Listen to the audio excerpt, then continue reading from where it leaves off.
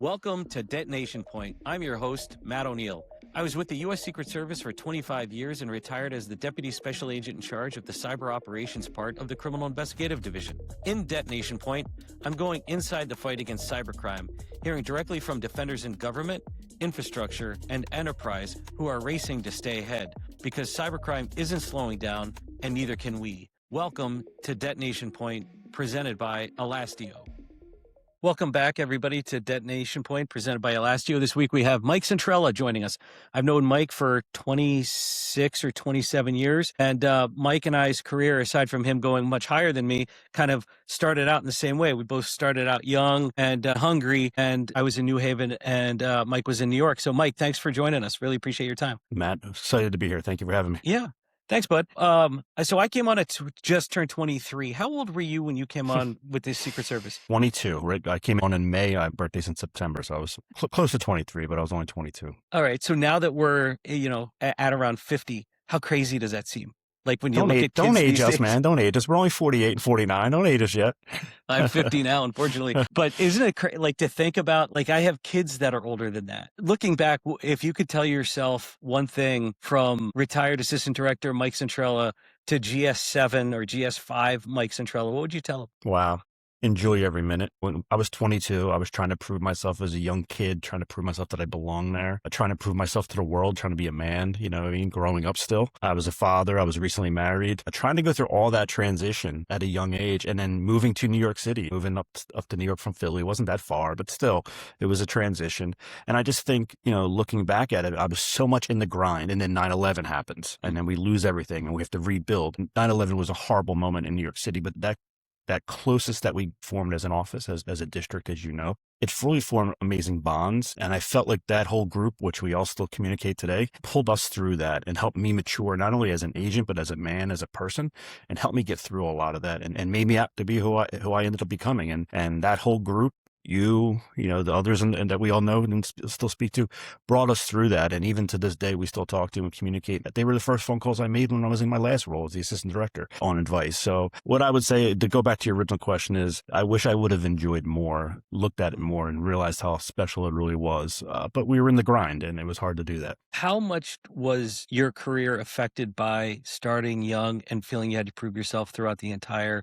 Because honestly, I felt that my entire career. Yeah, and same. even, which is weird because 20 years on, but I still felt like I was the kid. Exactly. But I also think that drive and that fire is what made us be what we end up being, being successful, being strong-willed leaders that we ended up being. I think that led to all that, starting young. Yeah, we had to prove ourselves in New York. We had to prove ourselves no matter what age we were in New York. Mm-hmm. You still had to prove yourself, but we had to prove ourselves a little bit more. We had to stand out a little more. We had to stand post a little longer. We had to stay out on that surveillance a little longer, but that all made us the better agents that we were. But I also think being that young, I was very open to advice. I was very open to the senior guys, looking up to them, listening to them, understanding what their pros and cons were, and listening to get their feedback, which, if I was older, maybe stuck in my ways or came from a law enforcement background, maybe I wouldn't have. And I think that helped shape me later on in my career. Had you fired a weapon before you went to SATC? Me neither. No. And I think that definitely helped me because I had buddies that were in my class that were cops for 3-4 years, and they had developed bad habits. And man, I didn't even know how to put on a holster. So that was helpful, I think. Not only did I not only shoot a weapon before, I was left-handed. So all the instructors were right-handed. So that was a little bit hard too, right? Yes. Is learning that. But remember too, my whole class went to New York. My class of 24, right, which ended up being 25 at the end, we all went to New York, and that was special. We were like a college frat party sometimes, but those bonds and those relationships that we built in training helped us through, get us through New York, got us through 9/11, got us through our rest of our careers. And again, that whole group, we've seen each other grow up now. We've seen each other get married. We've seen each other have kids. And now we're starting to wait. Maybe I'm the oldest part of this bunch, but maybe starting to wait now for our kids to have kids. Yeah. And we're all still very tight. I still talk to a good portion of them on a regular basis. So I think also it helps shape, at least when I was having some influence in hiring, to say, don't discount age, because the hunger in somebody to prove themselves is a lot stronger than somebody that thinks, oh, I made it. I was a local detective at a small town, and now I made it as some big time federal agent, and now I'm just going to kind of coast. I saw that in training. My class ranged from 37-year-olds to me and Morrison, who was 23, at the same age. And what was funny was we go down to FLETC, and for those who don't know, Federal Law Enforcement Training Center, FLETC, it was, I think, a 12-week class called CITP, Criminal Investigator Training Program. And I studied because I didn't know anything, and I took copious notes. And all these other guys were making fun of me. This is easy. You don't. What are you even doing? And then after the first test, I got 100, and they barely passed. Next thing I know, people are hitting me up saying, "Hey, can we do a study hall? Do you mind sharing your notes?" Because again, there was a hunger. I was not going to fail, and it was just a new challenge. Where a lot of the older folks judging somebody simply based on how old they are is not a really good, in my view, necessarily an indicator of how successful they're going to be in that. Because I felt like I had that hunger basically throughout my entire career, not necessarily to like move up, but also to just prove myself to peers. And the other thing about the service, the Secret Service, that's probably different than other agencies is, did you feel like every time you switched roles, you had to prove yourself as if you had done nothing ever before? Of course. I mean, that's just our mentality. But to go back to what you originally said too, is I was lucky enough that our classes, again, of that 24, 25, most of us weren't law enforcement prior. So that study group happened all the time. The problem was PT. Everyone that had to outdo each other in PT, because we were all still young and hungry. The PT sessions were rough because we had, one guy running a 7-minute mile and everybody else trying to keep up, with him. Yeah. So, the study group was a fun part, but of course we had to prove, ourselves. A former director of ours, who was my DSAC at the time in WFO, who we know well, once said to me, "One good thing about this job is no matter what you do today, tomorrow you're going back to general population." And he meant many things by that, but what he meant by that was you could be the lead on PPD lead today, but tomorrow you could be doing PI counterpart, or you could be a supervisor, a SAC of an office today, and you might be my 14 or my ASAC, and you might flip me tomorrow and be my AD. Or my DAD. So this whole point was treat everybody the same, work hard in any role you're in, because you don't know, in this job or our old job, it flips every year and a half or 2 years. You flip to a new role. So, I always felt like I had to prove myself in each role. And I took on whole roles on purpose. I took on CFO spot. I took on that role because I wanted to learn something. And I wanted to put a different eye view on that and see how the service was spending money, but also see how we can better ourselves and use money to utilize tools and tactical gear that we would need and better the service in the future. So I wanted to learn that stuff and challenge myself. And I think that's a really good point, because a lot of times people fall into their comfort zone. And I saw it a lot when people would say, "Oh, I don't do cyber. I don't work cyber cases." I'm like, well, what does that even mean? There's no such thing as a quote unquote cyber case. A case is a case. Who, what, when, where, why, how. And then also, speaking of like CFO, a lot of the roles that are more sort of traditionally administrative are the ones that pay huge dividends when you retire, because nobody pays a lot of money for a bullet catcher, right? So you have to have some knowledge of business in order to be successful, I think, in retirement. But trying to encourage people to do that and walk the road a little less traveled, I think sometimes can be a challenge, because the one fault I'll have of the agency is, and like any agency, there's many, many areas of improvement, but it's an agency of go-bys. And what I mean by that is, the way the promotion process would work for our listeners would be, you would do a job for 18 months, and you're eligible to get promoted. And then you would do that for 18 months as a GS 14, and then you could move on to a 15. But what that encouraged is, hey, what did the last guy do or a girl do? And I'm going to do that. I'm not going to step out and try to do something transformative, because my goal, I'm only here for 18 months. And so a lot of people don't stand where their feet are. They're always thinking about the next sort of thing, which then creates complacency. It creates a lack of new and fresh ideas, because the other thing is that people were afraid of saying something, at least it was my experience, novel, because they were afraid of being ridiculed or it would hurt them in some way. Did you see that throughout your career? Well, yeah. And I give this advice today. I still have agents call me, and as you do, have agents call me for advice. I'm lucky enough to have a son on the job, and his friends are on the job. So I see them all the time and give them advice. And the advice, I worked for 6 different directorates when I was there, and I was not a master of all of them. But I learned something in every one of them. And I tell everybody to this day, even, the guys who want to go PPD, and I love that, man, and they want to stay that route, but I tell them, be diversified. Learn every portion of this job. There's 2 roles that were my least favorite. Inspection and CFO when I did those 2 roles. But I'll tell you what, when I became the SAC of the motherland, Philadelphia, the city of champions, those 2 assets, those 2 those two experiences guided me and helped me lead an office and helped me help my agents. If I didn't have that background coming from them, I couldn't explain to them where money was. I couldn't call back to headquarters and say, hey, I know how you can reallocate money back to me to utilize for, some of the assets we needed for the district, but also too, when guys were having discipline issues or issues that they needed guidance from, I could help them through that. So the two roles that I didn't like the most benefited me the most as a supervisor as I moved up the chain and became an assistant director.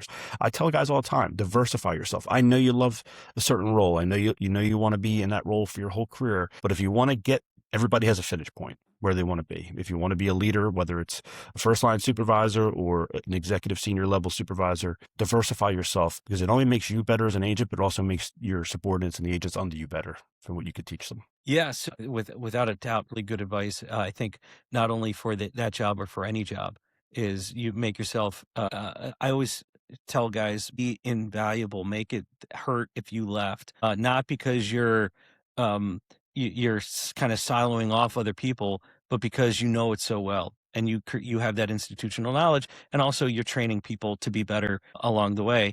But you worked for 6 different directorates, which is wild. I only worked for 2, I think, in my time, which would have been protective operations when I was on the vice president's detail, then investigations the rest of the time. What drew you initially? So you ended your career, you were the agent in charge of the Philadelphia office. We'll talk Eagles football later, but then the assistant director for investigations. What drew you to that? And then what you're doing now in sort of what we'll just call the cybersecurity world? I had no intentions to leave Philadelphia. Yeah. As a SAC affiliate, it was one of my favorite roles. It was always the end goal to become the SAC of Philadelphia. That was always my dream. Never thought it would ever happen. I was lucky enough to go up there as the DSAC in 2021, and then some retirements happened, and I was able to become the SAC in May of 2022. I thought I'd ride that out, Matt. I thought I'd stay till 50. And retire there, and circumstances happened, and I went back to DC as the DAD of Office Investigations with the mission of trying to do our best to support and secure the investigative role. So I found myself thrusted in after July 13th happened. I found myself trying to write new policy, trying to write new investigative techniques and new things that we could do to move into a new age now with AI and some of the cyber-enabled crime that we were seeing. And I found myself in that role. And by happenstance, a couple months later, I rolled into be the assistant director, again, with the same ideas that moving the agency into a new era. When you and I started, we date ourselves when we say this, it was counterfeit money and check fraud. Some kids today don't even know what checks are, right? Or even cash, to say the least. And then you and I saw a transition. It went from that to credit cards to electronic crimes and then cyber-enabled financial crime. So I was trying to move the agency to that era and get them into new crime. And we're seeing great successes from that. We're seeing a lot of success today with they're doing EPT fraud. So that's kind of what motivated me. When I went back to DC, I knew I wasn't going to be there much longer. I knew I had a shorter window with retirement coming up, and I had some interest beyond. And my goal really was just to secure investigations and make sure the service was set onto that dual mission path, but also do have a strong interest, and it's going to parlay into my new role into both that physical and cyber world where they cross and they combine. And we're seeing that now more than ever, right? Where physical security is impacted by cyber and vice versa. So now my new role, head of public policy with Security Scorecard, I'm doing a little bit of both. I'm bridging that gap between public and private sector and bringing both my experience from public sector world to now what I'm learning in the private world to both enable government agencies to become more secure and corporate agencies to become more secure. Because as you know, cyber is just the fraud and the impact is impacting both equally. Oh, yeah. So quick question about your time in Philadelphia. Why is Steve's the best cheesesteak? Who said that? No, I said that. Steve's is the best. We're going to have a cheesesteak debate, huh? Well, as you and I know, you don't go to Gino's or Pat's. I'd say Tony Luke's because there's a family connection there with Tony Luke's. But yeah, it depends. Everyone has their own device. I just went up there recently and went to the new one across the street from the stadium, and I actually thought that was pretty good. No such thing as bad, just different levels of good. But if I'm being honest, if I had a choice between a Lee's hoagie and a cheesesteak, I'm getting the hoagie every time. So it's so funny. I just saw this weekend, and I don't know what it was from, but Bradley Cooper improvising the Lee's hoagie commercial. I saw that. Yes. Yeah. The Delco accent. Yeah, that's so funny. Yeah. When my grandmother died, we all went to Lee's Hoagie House afterwards. In Horsham? No, in Northeast Philly, right off the boulevard. Didn't they do something in the commercial with their arm, like it's as good as it always was or something? Yeah. Yeah. I haven't seen anybody with the paper bags with the soft pretzels anymore, but I remember that growing up as a kid Oh, and yeah. then eating those for that. Well, that was my lunch. You got like a quarter and then you'd go into the yard. When I was young, I went to St. Matt's and you would go and give a quarter and you eat soft pretzels for lunch, which, you know, explains the weight problem in Philadelphia.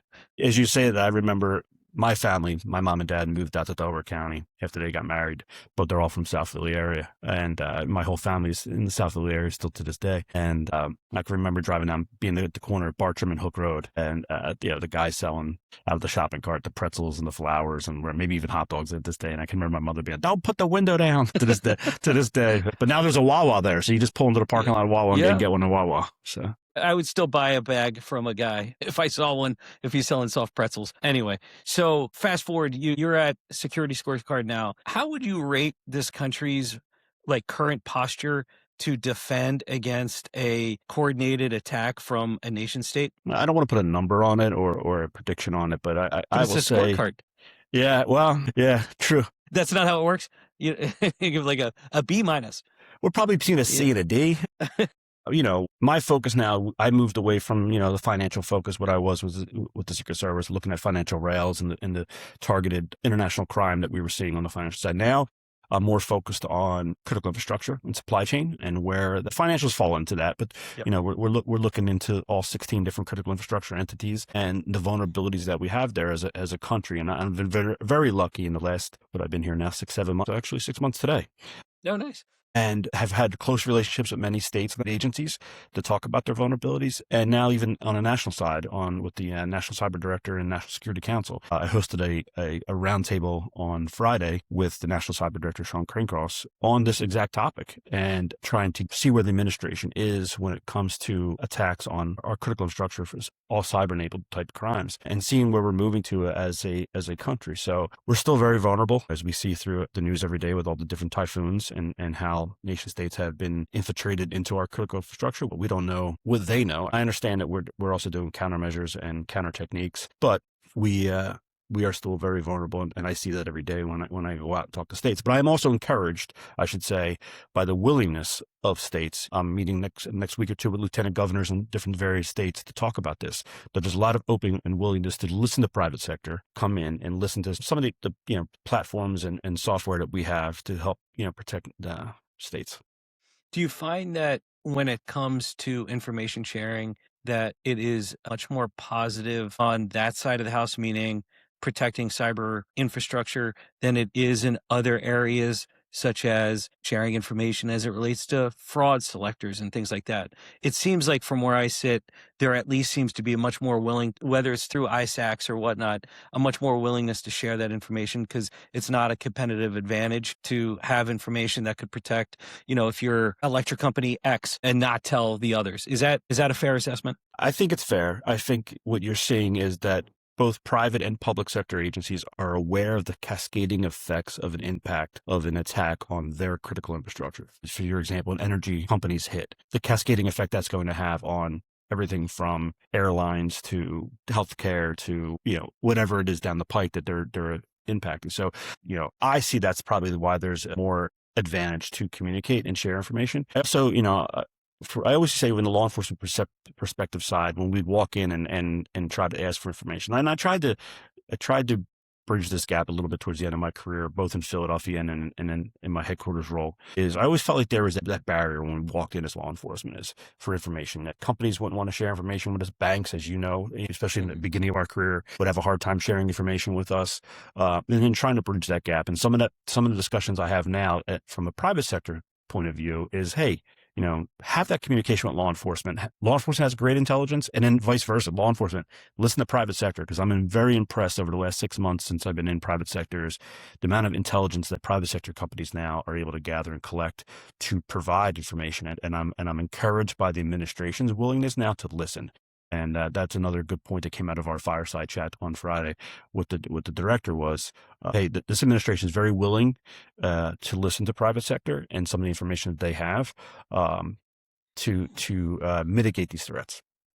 How does that work if you're say a mid-sized business and you have information? Like, what are the touch points to working with whether it's the administration or some sectors of the government? Because I think that's always a challenge for a lot of businesses if they don't have reach, meaning they don't have a former Secret Service assistant director, former FBI assistant director. What would you tell somebody that's running a business that has information on the next, typhoon or whatnot? Yeah, that's a great question. That probably goes back to start building relationships with not just law enforcement, but with your local government, maybe your local senator or congressman.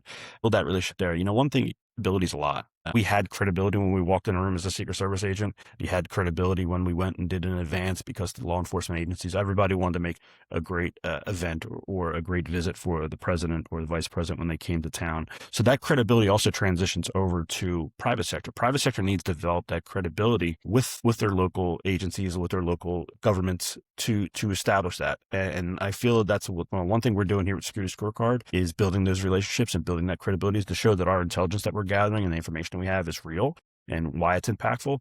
And we're able to do that. So the advice, I guess, is basically goes back to the old, hey, you got to build relationships before an incident happens.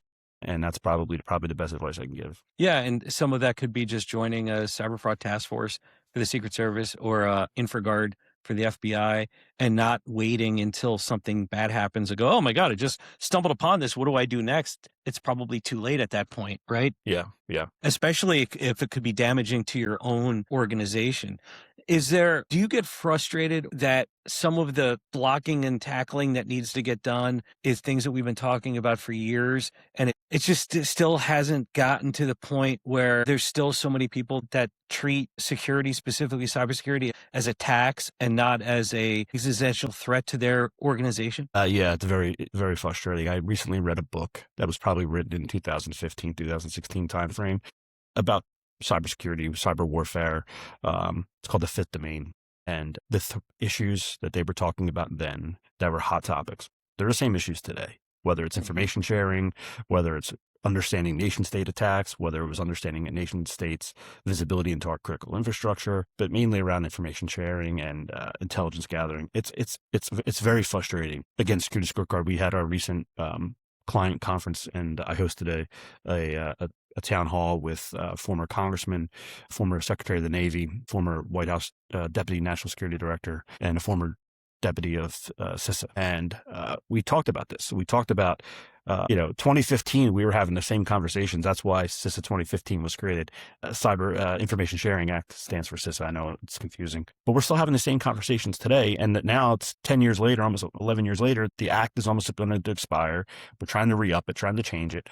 But the information sharing is still a concern, is still an issue, and nation states are still infiltrating our critical infrastructure. We haven't done anything to get ahead while our adversaries have. Yeah, and the information sharing thing is frustrating because I know I would attend dinners, and I know you would attend those same type of dinners where you would have these leaders from all these organizations, whether it's private sector, public sector, all combined, talking about the need for information sharing, blah, blah, blah, blah. And then I would try to follow up with that and nothing would get done. And I talked to somebody one time and I can't get any traction.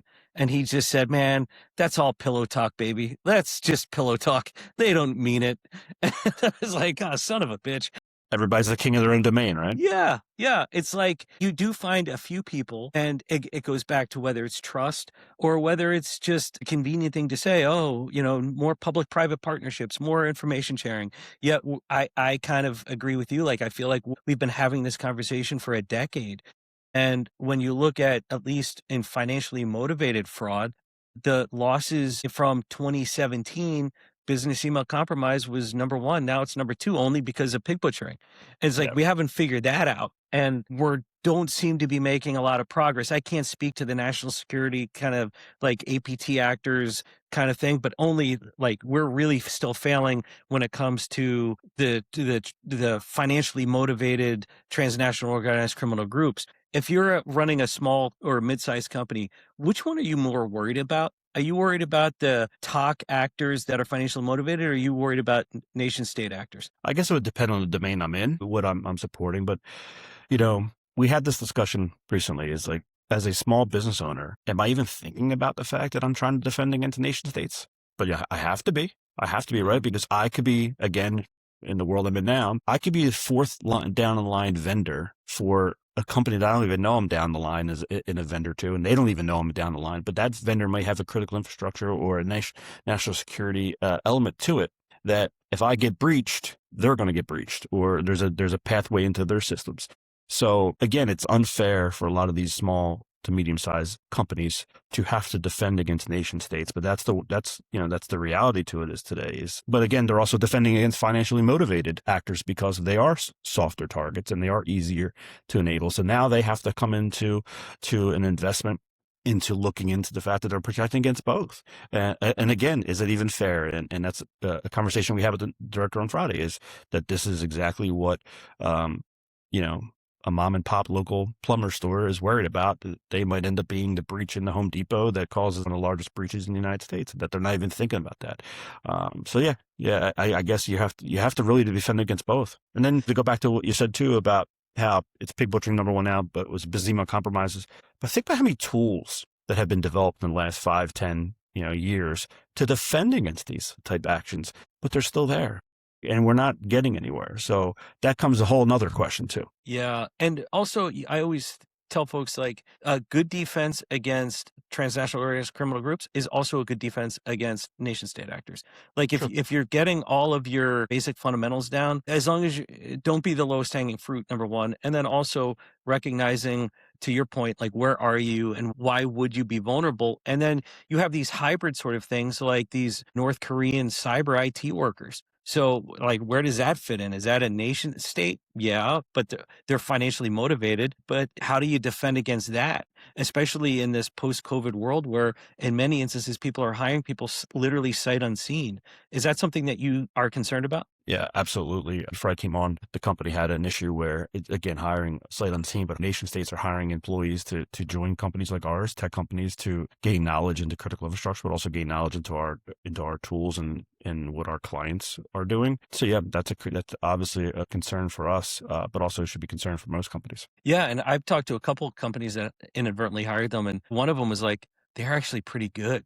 Like they did a better job than my other guys, and they were not in an area that like North Korea cares about. But these guys were moonlighting and were probably working 4 or 5 jobs and just making the 100-some grand or whatever it was, but to bring money back. Anyway, that was the thing. He's like, man, I was so disappointed because that guy was like my rock star, because I would tell him to do something, he'd get it done. Yet it turns out he was a North Korean. But I'd also say that there's a very blurry line right now between what is financially motivated and what is nation state. They could be both. Yeah. The nation state can be financially motivated. Obviously, they want to gain intellectual property. They want to gain intelligence, and they're doing recon on our systems. But they're also financially motivated to provide, whether it's for their nuclear power, whether it's for their own economic growth, but there's still financial motivation there for both. Oh, gosh, yeah.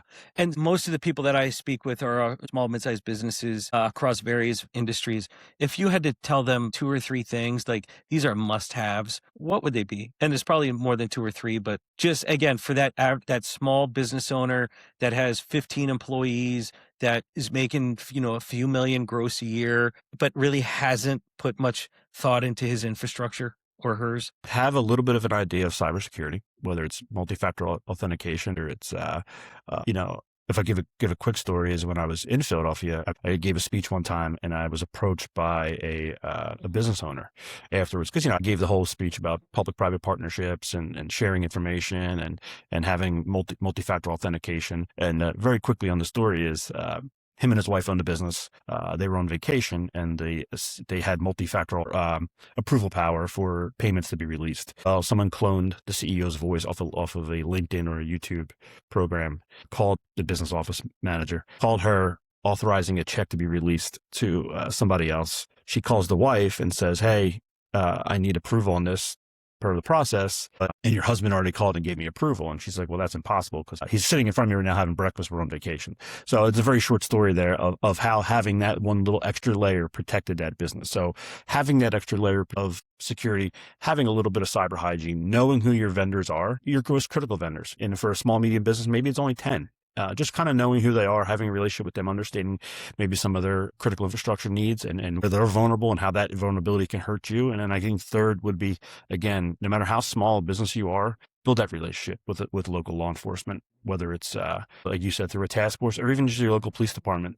And even your bank, having that connection with your bank, that if I am breached or I do take a loss, and you and I know that's that 72-hour window. We need that time to get that turned around, to get that investigation. And that's not the time to be calling to try to figure out who to talk to. And I'm not saying, hey, call your local Secret Service agent. Yes, that's what I'm saying. But even if it's your FBI agent or your local sheriff's department, state police department, build that relationship with them. Have an idea who to pick up the phone and call. Have that regular practice with them, whether it's quarterly, whether it's twice a year. Have a routine check-in with them to make sure everybody's on the same page for when that attack does happen. You're ahead of the game. You mentioned your downstream vendors. How much of a vulnerability right now is still for supply chain? I would imagine it's a massive vulnerability for companies large and small. And when you said like, hey, know who your vendors are, what are some practical tips on like, how would I even engage in that conversation? You can hire a security scorecard and we'll tell you who your vendors are. But I think, going back to your question, and I'm going to butcher the stat, but I think it's like 60% of attacks now are coming through third party.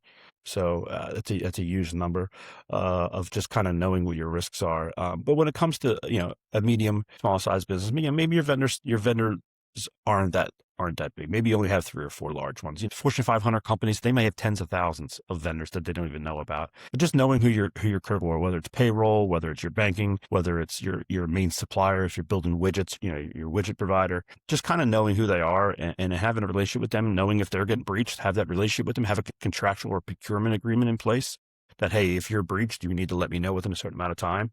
These are things that we don't see, that we're starting to see more and more of now. But when I transitioned over here, I didn't realize a lot of this wasn't even in place. And you're starting to see a lot of this language now being put into procurement practices, that if a company has a breach or a hack, they need to let their supply chain know within 2 or 3 days or within so many hours.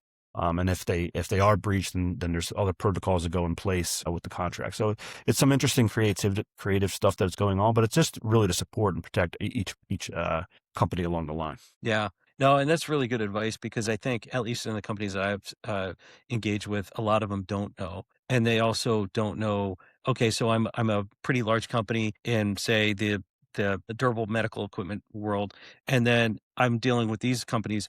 I know that company, but I don't know who that company is dealing with. So then it just gets a cascading effect of, you have to know your whole ecosystem and operate from a position of, I think it's easier for you and I, because we were in law enforcement for so long, we're naturally skeptical. But to convince people to be naturally skeptical of everything, sometimes that's difficult for people. Is that something that you have found, where you're talking to people and it's like, oh no, they're good, I trust them? It's like, well, a contract negates the necessity for trust. Yeah. Like that seems to be a continued challenge. I'm not saying that, but I deal with state and local governments and federal Yeah. agencies. So that's the world we all kind of still live in.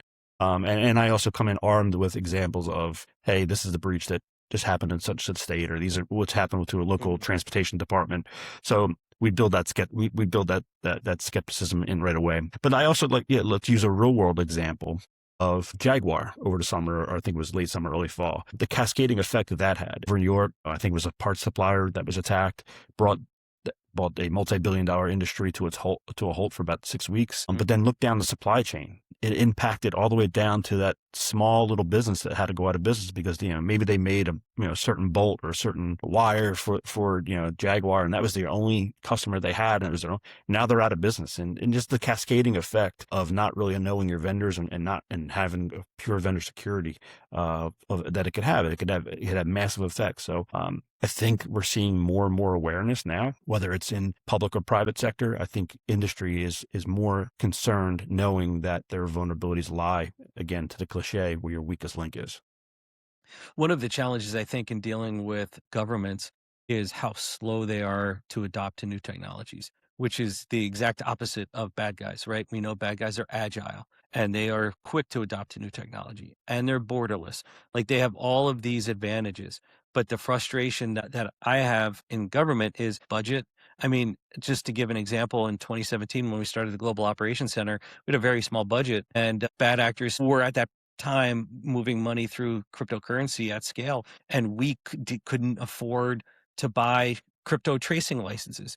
And it took us 18 months. And I remember when I first got there, I spent 18 years in the field. I hated headquarters. I hated management. Like I was like anti-establishment through and through, until one day, all of a sudden I'm on the other side of the table and I'm like, hey, we need to get these licenses. And they go, oh, well, you got to put that in your 5-year wrap, which is the resource allocation plan for people listening. And I'm like, 5 years? Are you fucking kidding me? Like, Yeah. I need this yesterday. 5 years? Well, we're screwed. And that continues to be a challenge. I mean, thank God for the Treasury Forfeiture Fund and some other areas to get some CapEx. But generally speaking, like, we are always 12 to 18 months at a minimum behind the bad actors. And at least private sector, from where I sit, and I'm not in the weeds like you are, but at least private sector doesn't have necessarily to concern themselves with, oh, well, there's another CR and there could be another shutdown on Friday and who the heck knows? And we had sequestration, we had all these other things. So is that a challenge you find even down to local governments? Yeah, frustrated when I was in the law enforcement role, knowing you need tools, knowing you need them right now, and knowing that you're not going to get them.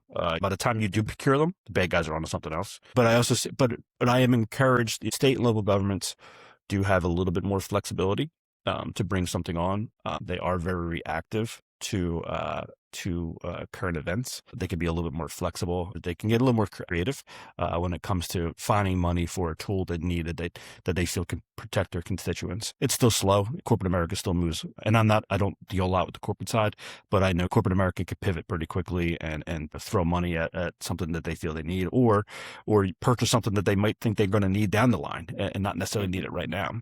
Where governments are more constrained to what they can purchase, and obviously for transparency purposes, they have to make sure that they're spending the right among the tax person's money. But I've been encouraged, over the last couple of months that I've been here, and I haven't been here very long, but was working with some governments, knowing that they have an issue, identifying what their concerns are when it comes to cyber neighbor tools, and getting creative. And on the flip side, the private sector gets creative too, and helping them too, whether it's Security Scorecard Officer Freemium program, where you can just go on our website and plug in your information and you'll get idea where your vulnerabilities are. So at least gives you a little bit of an idea, and then we can work with companies or governments there on how to move out on a procurement process and expand. But yeah, again, frustrated on both parts. It doesn't move as quickly as we like it to move, and wish public sector would come up with a way. And I think the administration is kind of, at least with DOW now, and maybe some of the new processes they're putting in place, hopefully will move faster in procuring. But also speed's not good, right? Because when you're talking about supply chain and you're talking about these threats, well, the bad guys are watching that too. And they know if you're speeding up your procurement process, and not saying we're taking away safeguards, but safeguards may be hindered a little bit. They're watching that to bounce on that vulnerability. Yeah. And so it's taking a measured approach, but being as agile as possible. And there's this whole thing right now that's been going on for years, and at least in federal government, with protesting every single award that comes out. And it's just not an effective way, unfortunately, to do business from the government. And the difference between private sector and public sector is this does not affect the bottom line for the government, but it does for a business. So they are incentivized to ensure that they are at least protected in the event that something happens. Whereas in my scenario, where we need more crypto licenses, we'll get to it when we get to it. And the sense of urgency is different from that side. But also recognizing, as you pointed out, bad actors are watching essentially what the good guys are doing and then reacting. And we are unfortunately always on defensive. We're always trying to skate to where the puck is going. And we're never going to really get ahead of the puck, just by the nature of how we do business. So it's definitely an interesting time, Mike. I think you and I had a really lucky in the sense of when we're just lucky enough to be born and then come on the job to see the transition from counterfeit and T-check cases, deceased payee cases, all the way through, AI. It's almost like those people that were born in the turn of the century that grew up with horses, and then they saw a moon launch, if that actually happened. But we're able to see that in the sort of the criminal world and how fast money's moving. That's I don't know, and people probably have been saying this for as long as people have been around, but I don't know if the next generation is going to see such rapid transition that we have seen. Yeah. My first arrest was a black money case. Remember black money scams? Can you explain to folks what a black money case was? So Do you remember the old emails that you would get that had a ton of misspellings, and it was the prince of wherever, and they promised you that if you helped them transition this money from whatever African part of the country to the United States, that you would get a portion of the money, and the money's, let's say it's $1 million in this case, but this $1 million is covered in black soot, and you had to buy the solution. I'm trying to compare it. What would it be the modern day of? I wanted to say business name of compromise, but it's not. It's almost like a pig butchering kind of thing. Like, yeah, sort of to a degree. Yeah. Somebody responds to his email and they would get him on the hook, and they would tell him, hey, you need to purchase the solution and to clean off the money, and they would show them the money. And fortunately for us, there would always have to be a hand-to-hand exchange back then. So the bad guy or a bad guy's accomplice would always have to end up meeting this person to do an exchange and get the money. And ultimately what it was black construction paper, or something similar to black construction paper in a bag or in a box that this person thought was $1 million, and they were going to get, let's just say 10% of it or 50% of it. That would be the case. We would always call the victim unindicted co-conspirators, because they really were unindicted co-conspirators. They were trying to conduct money laundering. But Matt, we in New York, man, this would be like every day. We'd have a new victim every day. We had a whole task force around it. And to think about it now, we had a task force, embedded in this, because that was the hot crime back then. Yeah. And this is 2001. Was that Watif? Yeah. Yeah. The West African Task Force. Then it became the Interagency Nigerian Organized Crime Task Force, INOCTIF. Okay. And then were you there when they stopped allowing Secret Service to go to Nigeria? I think that was right before I came on. Okay. Yeah. Did we have a small office there, like a rack office or something? No, we would send TDYs from New York to do you guys would get sick, right? Yeah. Yeah. And they would get sick. And then also the Nigerian government was like, okay, we've had enough of this. Again, it's going back 30 years, but that was my recollection. They're like, yeah, all right, stop. Like this is now affecting what we're trying to get accomplished over here, which is, make as much money as possible.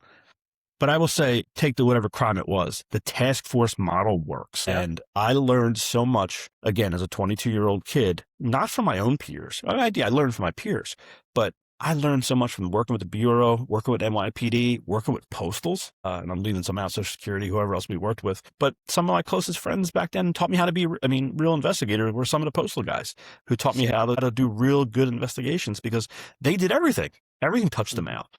So they could be on a homicide today and then tomorrow be on a black money case. But learn a ton from the Postals, and dating ourselves now talking about black money scams. Yeah. Well, I also always enjoyed that we always used the same call word to end it, which was, do you remember what it was? Acapulco. Acapulco. We're going to Acapulco. It's the best. Well, I will tell, we have a mutual friend who I won't mention his name on here, but he's a little guy who he used to be in New York at the same time we were. And he would always be the lead on a case, and he would be the one who had to call Acapulco, but he also wanted to be the first one to grab hands. And he would always wait about 10 seconds to say Acapulco, because he wanted to give himself a head start to get hands on the bad guys. So, just look at the chills when I hear Acapulco, like, let's go. Yeah. Yeah, there was a story, I don't know if it was true or not, but they arrested a dude probably for counterfeit or black money or something, and they said something about, with this I'm going to go to Acapulco. They arrest him. About a month later, same thing happens, and the guy says Acapulco, and the guy goes, "Oh man, Acapulco," and puts his hands up, going to Acapulco. I know where I'm going. I'm going to jail. But your listeners are going to ask, why Acapulco? I always just thought it was just such an obvious word. You're not going to say that in any other conversation. And it was something even over radios you could pick up. Is that right? 100%. Okay. Yeah. Yeah. It's an easy word to understand on the radio. Yes. Yeah. At least that's what they told us, right? Hopefully they're still not using it, and we just told every bad guy. But I doubt they're doing many hand-to-hands right now, and I doubt they're listening anyway. Yeah. So, all right, Mike. So for the last couple of minutes, let's talk Eagles football. It's depressing, and watching the Super Bowl, I thought, man, if they had their act together this year, they would have beaten whoever was coming out of the AFC, because that was kind of trash. But what's the state of the union from your perspective on coming into the 2026 season? A lot of things have to fall in place, right? As of today, we don't know if Lane Johnson's coming back. We don't know if Landon Dickerson's coming back. AJ, what's going on with AJ? So I think a lot of pieces have to fall in place. It's still early. I don't know. Do you still listen to the Sports Talk in Philadelphia? I try not to. Yeah, see, I do. I'm jaded still, so I'm jaded by it. I still try to listen to it, a little bit every day, at some point or another throughout the day. I don't know. I've never been sold on the coach, but it's hard to battle that too. Losing Stoughton last week, that's going to be a big kick, the change, and it'll be interesting to see what happens there. But sometimes change isn't bad either. No? Let's see. But if they can roll this team back, put in a new offense that obviously the NFL has transitioned away from the RPOs and that style offense. They've gone now to this more motion under center, quarterback under center. And I have no doubt that Jalen can do it. I mean, people want to say that Jalen can't do it. I have no doubt that Jalen can do it. I have full confidence in him and being able to step up and be able to run that offense. If they could put a new Shanahan type style offense in, let's say AJ stays and the offense stays, they're going to have to get a new tight end because I don't know if financially they'll be able to bring back LJ. I'm sorry, LJ. Wow, I dated myself there. Dallas. LJ. Yeah. Dallas got it. Okay. They'll be fine. Yeah. And the defense is going to be fine, but I heard this morning that the trade rumors are AJ for Max Crosby. All right. That's kind of interesting. I think You know what I mean? Yeah. But I hear all this stuff about them trading AJ to Baltimore or trading AJ to Buffalo or New England. Hey, like they're not just going to give him away. Like Howie's not going to get raked over the coals over this. He's going to get talent back. Howie and unfortunately this coaching staff, Nick, they've earned our right to give them a little bit of grace and confidence. So on what is today, February 11th? I think on February 11th, we have to feel that way. June 11th, we might feel totally different. Yeah, I agree. I mean, after 46 years of watching trash Eagles football, aside from the disappointments under Andy Reid, you can't go, oh, right, this guy's got to go. He's been to two Super Bowls in true. 4 years. He's won the division for the first time back to back since 2004, 2005. He's doing something right, and the players seem to like him. You might not like his style, but who are you going to get that's better or more proven? With Stoutland, I looked at it different. Everybody says he was this guru and all that stuff, and I don't know enough to know. All I know is Saquon got tackled behind the line of scrimmage just about every time he got the ball. So we're going to be all that upset about the guy that was responsible for the run game and for the offensive line when literally the guy would get the ball and be tackled immediately. And Dickerson hopefully was hurt because he had a terrible year. Yeah. And, Juergens had a terrible year. So sometimes change is good, even if somebody's a good coach. Sometimes you just hear the same stories over and over again. And to your point, like maybe the league's changed a little bit. I don't know. All the players seem to love the guy, but at the same time, that it's a win now business. He could be at the high highs next year, at a low, or he could be gone after next year. And to your point, he gets ripped a lot because he doesn't call plays or, he's not a defensive guy. He's not an offensive guy, but Harbaugh's not. There's a ton of coaches around the league you can go around. And, what did Harbaugh just get, like $100 million contract? There's a ton of guys around the league that don't. You and I have been around leaders who were considered not the best of their business, but they surrounded themselves with really good leaders. That's a good sign of a leader too. Hey, I know what my deficiencies are as a leader, so I'm going to support it by bringing in so-and-so. I'm going to make sure I have Matt O'Neill, running my JIOC for me because I know that's not my strong point. Whatever it was, by filling that's a good sign of leadership. So maybe Nick Sirianni has that trait where he can pull together good talent. I'm not going to write off this offensive coordinator because we don't know anything about him yet, but it can't be any worse than it was last year, right? No. And the odd thing coming back out of that too is a lot of the players were very supportive of the last offensive coordinator that got fired. So it's just like, who knows? The way I look at it is they know in the building what their problems are. And this ownership group has shown a history of fixing it and being very competitive.